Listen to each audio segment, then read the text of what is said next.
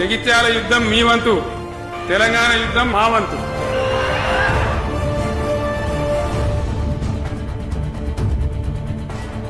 ఆరు నూరైనా ఏది ఏమైనా 100% మళ్ళా బీఆర్ఎస్ గవర్నమెంట్ వస్తుంది.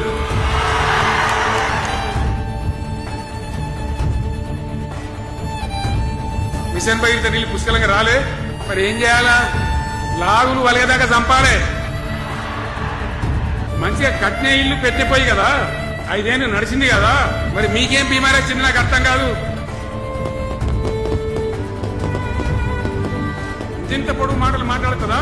పొద్దున్న లేతే కేసీఆర్ చావాలి, నువ్వు 1000 జన్మలు ఇచ్చినా నేను చావనుకుంటున్నాను.